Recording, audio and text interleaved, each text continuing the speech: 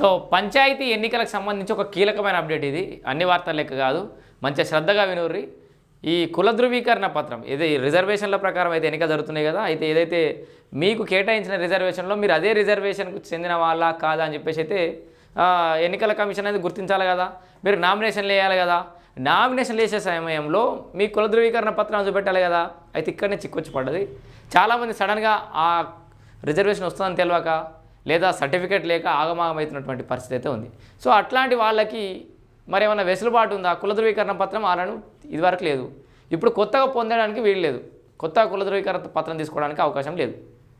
మరి అట్లాంటి వాళ్ళ పరిస్థితి ఏంది, మొత్తం అట్లాంటి వివరాలు కూడా ఉన్నాయి. అండ్ ఓటర్ స్లిప్లు ఎట్లా డౌన్లోడ్ చేసుకోవాలి అన్నీ కూడా చెప్తా. సో ముందుగా తొలిదశ పంచాయతీ ఎన్నికల నోటిఫికేషన్ అయితే జారీ అని చెప్పేసి వార్త చూస్తున్నాం. దీంట్లోనే కీలకమైన అప్డేట్స్ అయితే ఉన్నాయి. ఈ విడతలో 4236 మంది సర్పంచ్, 37,440 వార్డు సభ్యులు, పదవులకు ఎన్నికలు. సో నామినేషన్ల ప్రక్రియ ప్రారంభం. ఇది ఓన్లీ మొదటి దశ, అది కేవలం ఫస్ట్ ఫేజ్లో ఎన్నికలు అయ్యే వాళ్ళ గురించి చెప్తున్నా. అంటే అన్ని ఫేజ్ల వాళ్ళకు కూడా ఇంతే, అంటే ఈ నంబర్స్ మారుతాయి కానీ రూల్స్ అయితే మారాయి. దీంట్లో కోడ్ అమలుపై స్క్రీనింగ్ కమిటీ ఏర్పాటు, నామినేషన్ ప్రక్రియ ప్రారంభమైంది. అయితే ఈ ఎక్కడెక్కడ ఏం జరుగుతుంది, గురువారం నుంచి మొత్తం ఎన్నికల ప్రక్రియ ముగిసే వరకు కూడా ఎన్నికల ప్రవర్తన నియమావళి election model code of conduct అని ఉంటుందా ఎంసీసీ, అది అనేది ఖచ్చితంగా అమల్లో ఉంటుంది. ఫస్ట్ ఫేజ్ నుంచి లాస్ట్ ఫేజ్ అయిపోయేదాకా ఎంసీసీ అనేది అమల్లో ఉంటుంది. జాగ్రత్తగా ఉండూరి. ఇక దీంట్లో ఇంకా కొన్ని ముఖ్యమైన ముచ్చట్లు ఉన్నాయి. దీంట్లో మరోవైపు కోడ్ అమలును పరిశీలించడానికి రాష్ట్ర ప్రభుత్వం గురువారం స్క్రీనింగ్ కమిటీని కూడా ఆల్రెడీ ఏర్పాటు చేసింది. దీనికి ప్రభుత్వ ప్రధాన కార్యదర్శి చైర్మన్గా, ప్రభుత్వ శాఖల కార్యదర్శి, జేఏడీ కార్యదర్శి, పంచాయతీరాజ్ శాఖ కార్యదర్శి సభ్యులుగా ఉంటారు. తొలి రోజు ఎన్ని నామినేషన్లు దాఖలైన లెక్కేసారు. అయితే ఇక్కడ కుల ధృవీకరణ పత్రానికి వెసులుబాటు అనేది చూస్తున్నాం. ఇగో వెసులుబాటు ఇచ్చిరట, కంగారు పడాల్సిన అవసరం లేదు. నామినేషన్లకు కుల ధృవీకరణ పత్రాలు సమర్పించాల్సి ఉండగా కొత్తగా వాటిని పొందే అవకాశం లేదని ఎన్నికల సంఘం గుర్తించింది. సో అంటే ఇప్పటికిప్పుడు కుల ధృవీకరణ పత్రం తీసుకోవాల్సిన అవసరం లేదు. ఏం చేయొచ్చు, దీంతో అభ్యర్థులు తమ కులంపై స్వీయ ధృవీకరణ సమర్పించేందుకు అనుమతించింది.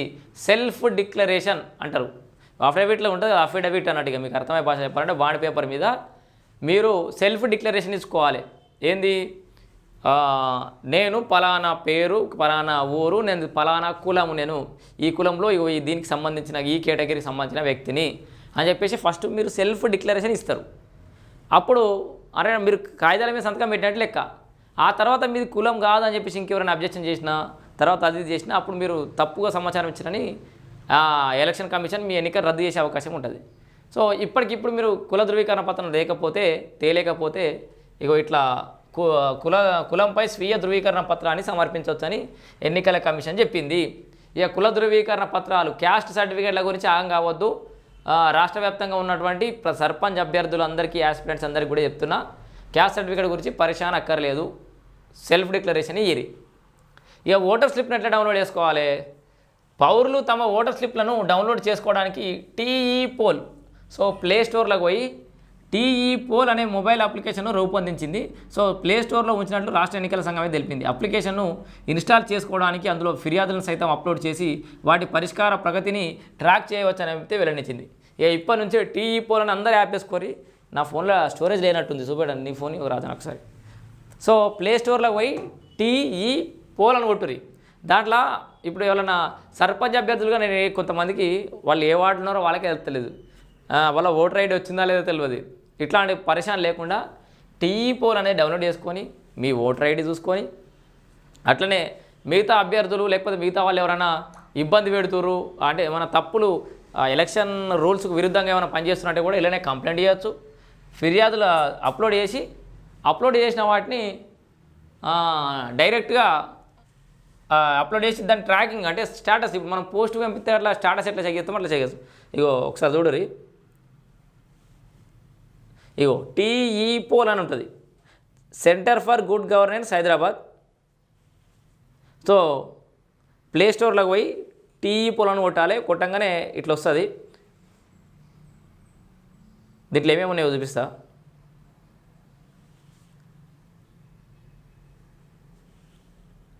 ఇన్స్టాల్ అయింది, ఇట్లా వస్తుంది ఓటర్ స్లిప్ డౌన్లోడ్. ఇగో ఓటర్ స్లిప్ డౌన్లోడ్ వచ్చింది టీఈ పోల్లో. తర్వాత నో యువర్ పోలింగ్ స్టేషన్, మన పోలింగ్ స్టేషన్ ఏదో కూడా మనం తెలుసుకోవచ్చు. గ్రీవియన్స్, గ్రీవియన్స్ అంటే మీరు అక్కడ ఎవరన్నా అభ్యర్థులు ఏమైనా మిస్టేక్స్ చేస్తుర్రు, మోడల్ కోడ్ ఆఫ్ కండక్ట్ను వాళ్ళు తుంగలోకి దొక్కుతురు, ఏంటంటే రూల్స్ని పాటిస్తలేరంటే గ్రీవియన్స్లోకి పోవచ్చు. గ్రీవియన్స్లోకి పోయి సిటిజన్ అండ్ ఆఫీసర్. సిటిజన్ అంటే సైన్ అప్, ఫస్ట్ మీ పేరు మీ డీటెయిల్స్ తోటి సైన్ అప్ కావాలి. మొబైల్ నెంబర్, నీ మొబైల్ నెంబర్ ఎప్పుడు అదన్నా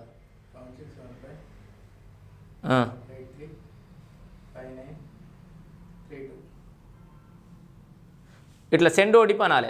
ఓటీపీ వస్తుంది ఆటోమేటిక్గా, వెరిఫై ఓటీపీ. ఓటీపీ వచ్చినాక మీ పేరు, మొబైల్ నెంబరు, ఎపిక్ నెంబర్, అంటే మీ ఓటర్ ఐడి కూడా ఏమైనా ఉంటే ఇష్టం, అది మన అంటే ఇఫ్ ఎనీ మ్యాండేటరీ ఫీల్డ్ కాదు, అది మీకు ఇష్టం ఉంటే ఇవ్వచ్చు లేకపోతే లేదు. కానీ పేరు, ఫోన్ నెంబర్ అయితే కంపల్సరీ వేయాలి. తర్వాత డిస్టిక్ సెలెక్ట్ చేసుకోవాలి, ఏ డిస్టిక్ అనేది. తర్వాత ఈ పాస్వర్డ్ కన్ఫర్మ్ పాస్వర్డ్, మనం కొత్త పెట్టుకోవాల్సిన పాస్వర్డ్ ఏదో పెట్టుకోవాలి. పాస్వర్డ్ కన్ఫర్మ్ చేస్తే తర్వాత లాగిన్లోకి వస్తుంది.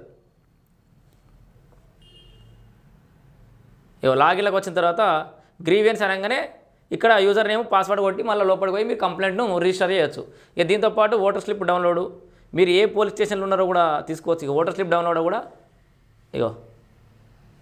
గ్రామ పంచాయతీ ఎలక్షన్స్, సెలెక్ట్ డిస్టిక్, ఇక్కడ మీ ఓటర్ ఐడి కొడితే డైరెక్ట్ ఓటర్ స్లిప్ కూడా డౌన్లోడ్ అవుతుంది. ఇట్లా ఓటర్ స్లిప్ డౌన్లోడ్ చేసుకోవచ్చు, మీరు ఏ పోలింగ్ స్టేషన్లో ఉన్నారో తెలుసుకోవచ్చు, కంప్లైంట్ కూడా చేయొచ్చు. టీఈ పోల్ ఎప్పటికప్పుడు స్టేటస్ కూడా చూసుకోవచ్చు. సో అందరూ మొబైల్లో ప్లే స్టోర్లో పోయి టీఈ పోల్ అని కొట్టుర్రి. ఇక మీకు ఆల్రెడీ చెప్పినా కదా, రాష్ట్ర వ్యాప్తంగా ఉన్న లెవెల్ కూడా ఈ క్యాస్ట్ సర్టిఫికేట్ గురించి ఇబ్బంది పడాల్సిన అవసరం లేదు. ఇక పంచాయతీరాజ్ డైరెక్టరేట్లో న్యాయ విభాగం, దీంట్లో మీకు ఏమైనా లీగల్ అడ్వైస్ కావాలి, న్యాయపరమైన చిక్కులు ఏమైనా ఉన్నాయి, ఏమైనా ఆలోచనలు ఉన్నాయంటే కూడా మీరు సంప్రదించవచ్చు. పంచాయతీ ఎన్నికలపై న్యాయస్థానాల్లో పిటిషన్లు దాఖలవుతున్న నేపథ్యంలో పంచాయతీరాజ్ శాఖ డైరెక్టరేట్లో న్యాయ విభాగం ఏర్పాటైంది. ఇందులో 3 సూపరింటెండెంట్ స్థాయి అధికారులను నియమిస్తూ రాష్ట్ర పంచాయతీరాజ్ గ్రామీణాభివృద్ధి శాఖల సంచాలకురాలు సృజన గురువారం ఉత్తర్వులు జారీ చేశారు. సర్పంచులు, వార్డు సభ్యులు నామినేషన్ల ప్రక్రియకు పిటిషన్లతో ఆటంకం కలగకుండా వెంటనే చర్యలు తీసుకునేలా ఈ విభాగం పనిచేస్తుంది. అన్ని జిల్లాల కలెక్టర్లు, ఎన్నికల అధికారులు, డిపిఓలు తమ పరిధిలోని ఎన్నికల కేసులకు సంబంధించిన వివరాలను, సూచనలను 24 గంటలలోపు అదనపు అడ్వకేట్ జనరల్కు, ప్రభుత్వ న్యాయవాదికి నివేదించాలి. ఈ కేసులను పర్యవేక్షించడానికి జిల్లాలో ప్రత్యేక అధికారిని నియమించాలని, అంటే ఇది మీకు న్యాయపరమైన చిక్కుల గురించి కాదు, వాళ్ళే చూసుకుంటారు ఇదంతా. సో మొత్తంగా ఓటర్ స్లిప్ డౌన్లోడ్ చేసుకోవచ్చు, క్యాస్ట్ సర్టిఫికేట్ గురించి మీరు సెల్ఫ్ డిక్లరేషన్ ఇచ్చుకోవచ్చు. మొదటి విడత ఎన్నికలైతే ప్రారంభమవుతున్నాయి. రెండో విడత, మూడో విడత వాళ్ళు కూడా సన్నద్ధంగా మంచి వ్యక్తులను ఎన్నుకోరి. అండ్ ఏకగ్రీవాలు కూడా ఇష్టం వచ్చినట్టు బెదిరించో వేలం పాటలు వేసి వచ్చేసి ఏకగ్రీవాల మీద ఫిర్యాదులు పోతే అవి ఇట్లా రద్దు చేస్తారట. జాగ్రత్త. గతంలో కంటే ఎన్నికల కమిషన్ కొంత సీరియస్గా ఉంది, అంటే ప్రతి ఎన్నికలకు వాళ్ళు అప్డేట్ అవుతారు, కొంచెం సీరియస్ అవుతారు. ఈసారి ఏమన్నా ఏకగ్రీవాలు మీరు వేలం పాట వాడో, 50 లక్షలు, 20 లక్షలు, 10 లక్షలు అనుడో, లేకపోతే బలవంతంగా ఏకగ్రీవాలు చేసారు, ఊర్లో ఇంకో 10 మంది పోరాళ్ళకి ఇష్టం లేదు అట్టెట్లా చేస్తారు అని అంటూ ఉన్నారు అనుకో, కథ మా ఎన్నిక చెల్లది. జాగ్రత్తగా ఉండురి. ఇది క్యాస్ట్ సర్టిఫికేట్ సంబంధించిన ఇన్ఫర్మేషన్.